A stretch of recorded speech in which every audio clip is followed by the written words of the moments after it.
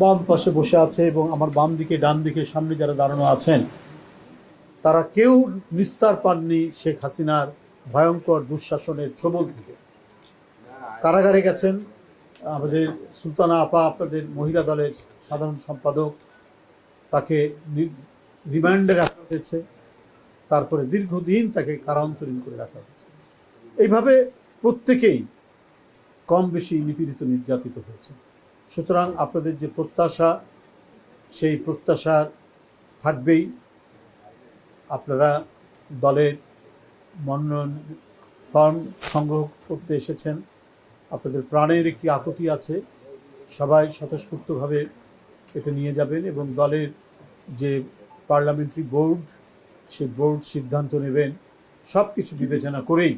অর্থাৎ আপনাদের আন্দোলনের ভূমিকা, বিগত 16 বছরের আন্দোলনের ভূমিকা, 17 বছরের আন্দোলনের ভূমিকা, আপনাদের দক্ষতা এবং পার্লামেন্টে কথা বলার যে যোগ্যতা এবং অন্যান্য সমস্ত যে যোগ্যতা থাকা দরকার, সবগুলো বিবেচনা করেই মানে দলের নীতি নির্ধারণী ফোরাম বা বোর্ড, যেটাই বলি আমরা, তারা সিদ্ধান্ত নেবেন।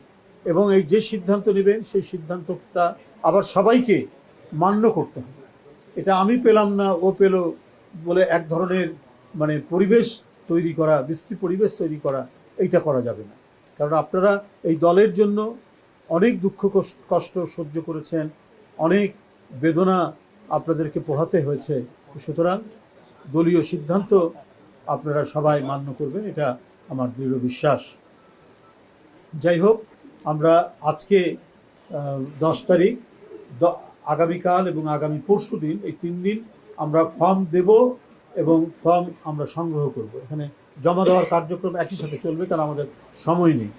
এর মধ্যে আপনাদেরকে হয়তো ডাকবে নির্বাচনী বোর্ড, তারপরে আরও বিভিন্ন বিষয়। 21 তারিখের মধ্যে এটা জমা দিতে হবে নির্বাচন কমিশনে।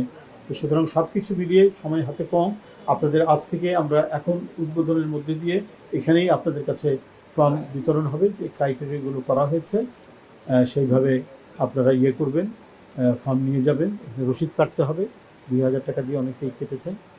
তো আমি এইটুকুই বলবো। এবং আমি বলে দিই যে ফর্মের দাম হচ্ছে 2000 টাকা এবং জমা দেবেন আপনারা 50,000 টাকা।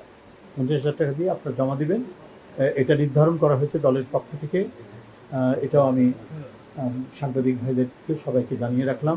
আশা করি ত্রয়োদশ জাতীয় সংসদ নির্বাচনের সংরক্ষিত মহিলা আসনের যে নির্বাচন ঘোষণা করা হয়েছে আগামী মাসের 12ই মে, সেখানে অত্যন্ত সুচারুভাবে নির্বাচনটি সম্পন্ন হবে এবং আমাদের দলের সেই সমস্ত মহিলা নেতৃবৃন্দরাই তারা মনোনীত হবেন যাদের গুরুত্বপূর্ণ ভূমিকা রয়েছে বিগত আন্দোলনে, যারা শেখ হাসিনার কোপানলের মধ্যে পড়েছেন এবং যাদের শিক্ষা দীক্ষা সুরুচি সব কিছু রয়েছে। এগুলো সব কিছুই বিবেচনা করবে দল।